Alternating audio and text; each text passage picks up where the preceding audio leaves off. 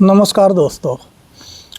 इस वीडियो में हम इस बात पे डिस्कस करेंगे कि जो साइंटिफिक टेम्परामेंट है वो पेरेंट्स के लिए और जो थोड़े ज़्यादा एज वाले लोग होते हैं उनके लिए साइंटिफिक टेम्परामेंट रखना क्यों ज़रूरी है। जैसे हम बोलते हैं कि बच्चों को साइंटिफिक टेम्परामेंट तो होना ही चाहिए क्योंकि आगे चल के वही सब रिसर्च का काम करेंगे, साइंस में डेवलपमेंट करेंगे और उनको तो होना ही चाहिए साइंटिफिक टेम्परामेंट का, और वो हो भी रहे हैं। लेकिन जहाँ हम वैज्ञानिक दृष्टिकोण की बात करते हैं तो वो बुज़ुर्गों के लिए और जो माता पिता हैं उनके लिए ज़रूरी क्यों है, वो कैसे कंट्रीब्यूट कर सकते हैं, इस चीज़ को आज हम समझेंगे इस वीडियो में। तो बने रहिए लास्ट तक, आपको बहुत सारी नई नई बातें जानने को मिलेगी। अब देखिए इसमें पेरेंट्स का क्या रोल होता है। बेसिकली वो बच्चे को कंट्रोल करते हैं।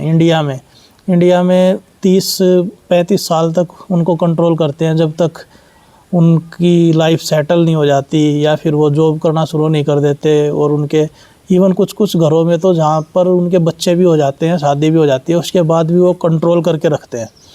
तो इसलिए पेरेंट्स का साइंटिफिक टेम्परामेंट का होना इसलिए ज़रूरी है क्योंकि अगर वही अंधविश्वास में फंसे रहेंगे और वही धार्मिक पाखंडों में, क्रियाकलाप में इसमें फंसे हुए हैं तो वो अपने बच्चों को भी उसी माइंड सेट का बना देते हैं। फिर बच्चे भी अंधविश्वासी हो जाते हैं, वो भी धार्मिक बुद्धि उनकी वहीं फंसी रहती है। कुछ पेरेंट्स तो उनको मार मार के नमाज़ पढ़ाते हैं, मार मार के मंदिर लेके जाते हैं। तो ये है। और यहाँ पे धर्म, किसी एक धर्म की बात नहीं हो रही, यहाँ पे सारे ही धर्म हो, मजहब हो, पंथ हो, रिलीजन हो, जो भी है सबकी बात मैं कर रहा हूँ। तो अगर पेरेंट्स अपने बच्चों को, अगर खुद ही वो ऐसे धार्मिक है तो फिर वो बच्चों को भी बना देते हैं और उस वजह से फिर वो बच्चे ज़्यादा कुछ कर भी नहीं पाते हैं। उनकी सोच ही डेवलप नहीं होती और डरपोक बनते हैं। वो पेरेंट्स भी डरपोक होते हैं, बच्चे भी डरपोक हो जाते हैं। तो इसलिए अगर पेरेंट्स इस चीज़ को समझें कि हमें खुद साइंटिफिक टेम्परामेंट का बनना है तो वो, हालांकि खुद तो वो क्या रिसर्च डेवलपमेंट करेंगे वो चीज़ नहीं है, लेकिन वो उस चीज़ में हेल्प कर सकते हैं, कंट्रीब्यूशन कर सकते हैं हमारे देश को आगे बढ़ाने में, साइंस में, टेक्नोलॉजी में, वैज्ञानिक दृष्टिकोण में, इन चीज़ों को स्प्रेड करने में वो अपना कंट्रीब्यूशन दे सकते हैं। तो कैसे ये चीज़ पॉसिबल होती है, देखिए समझते हैं। अब अगर मान लो कोई धार्मिक पेरेंट्स हैं, धार्मिक अगर बुज़ुर्ग हैं, उनके मन में धर्म कूट कूट के भरा हुआ है, मजहब कूट कूट के भरा हुआ है, तो वो क्या करेंगे, वो उसी तरीके की चीज़ें आगे बढ़ाने में उसको स्प्रेड करेंगे। धार्मिक चीज़ों को, कहीं पे मंदिर मस्जिद बनेगा वो बढ़ चढ़ के उसमें भाग लेंगे। कोई धार्मिक आयोजन करना है, धार्मिक यात्रा, शोभा यात्रा निकालनी है, या फिर कोई मेले, धार्मिक मेले का आयोजन करना है, रैली निकालनी है, वो इन सब चीज़ों में उनका बढ़ चढ़ के योगदान होता है, इन चीज़ों को फैलाने में। और फिर अगर इन चीज़ों में वो अपना समय और पैसा लगा रहे हैं तो एक तरीके से वेस्टेज कर रहे हैं। यही चीज़ अगर वो दूसरी तरफ, अगर वो वैज्ञानिक दृष्टिकोण के हैं, वैज्ञानिक सोच के हैं, तो वो इन्हीं संसाधनों का, इन्हीं टाइम का वो साइंस की चीज़ों में, टेक्नोलॉजी की चीज़ों को आगे बढ़ाने में पैसे लगाएंगे।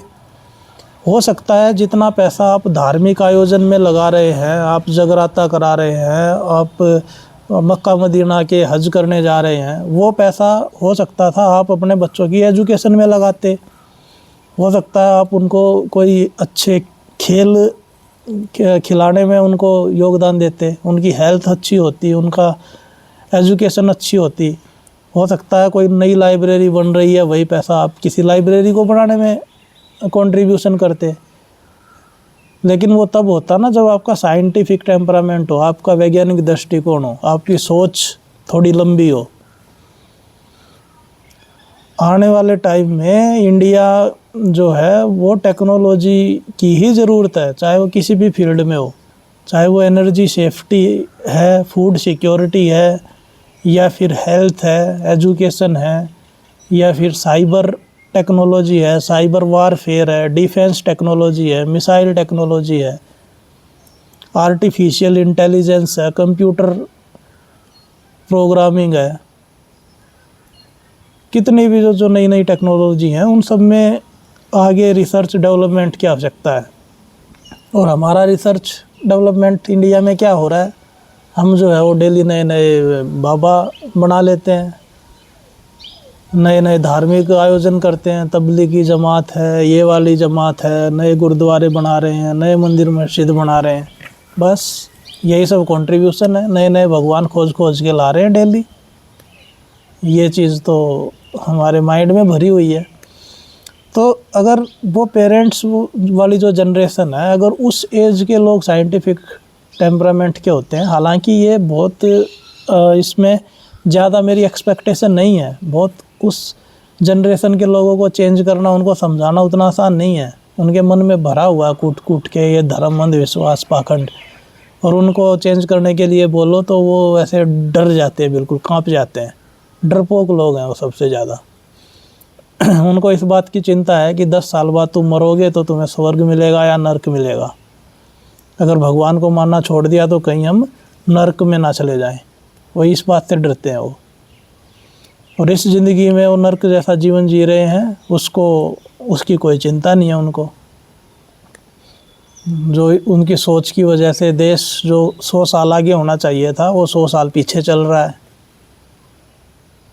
तो अगर वो धार्मिक चीज़ों को छोड़ के अगर वो थोड़ा साइंस और टेक्नोलॉजी की तरफ सोचें, तो जितने भी संसाधन उनके पास हैं, और जो संसाधन उसमें धार्मिक आडंबरों में, धार्मिक क्रियाकलाप में, इनमें वेस्ट हो रहे हैं, वो पॉजिटिव डायरेक्शन में यूज़ हो सकते हैं, वो देश को आगे बढ़ाने में यूज़ हो सकते हैं। फिर एक है इसमें कि ये जो है वो सांप्रदायिक माहौल बनता है इन चीज़ों से, है ना, जो अपने अपने धर्म को मानते हैं। आप कोई भी धर्म मानेंगे तो उसका, धर्म को मानने वाले बंदे का ये विचार होता है कि उसी का धर्म 100% सही है, वही धर्म जो जिसको फॉलो कर रहा है वही सर्वश्रेष्ठ है, और सच्चाई का रास्ता सिर्फ उसी धर्म से होके जाता है। ये चीज़ उसको बिल्कुल 100% यकीन होता है। और इसी यकीन की वजह से फिर सब अपने अपने धर्मों को सर्वश्रेष्ठ मानते हैं, अपने अपने भगवानों को सत्य मानते हैं, अपनी अपनी किताब को पकड़े रहते हैं, बस उसी की पूजा पाठ करते रहते हैं। इस वजह से फिर आपस में उनके जूत बजते हैं। जूत बजना इन हरियाणवी मीन्स टू फाइट। उनके लड़ाई झगड़े होते हैं और दंगे होते हैं, सांप्रदायिक दंगे होते हैं, तलवार निकाल के एक दूसरे को मारकाट मचाते हैं। और ये जो चीज़ है ये युगों युगों से चली आ रही है, अभी भी हो रही है। अभी भी देखो जितने वो युद्ध चल रहे हैं विश्व में, वो इसी के नाम पे चल रहे हैं, धर्म के नाम पे चल रहे हैं। तो जो उस जनरेशन के लोग जब ये धार्मिक आडंबरों में फंसते हैं तो फिर वो सांप्रदायिकता भी भड़कती है और उनका ये भी नुकसान होता है। तो अगर इस चीज़ को समझ जाएं, धर्म वरम को थोड़ा साइड में कर दें वो, तो इंसान एक दूसरे से मिल के रह सकता है, वो इंसानियत के नाते रह सकता है।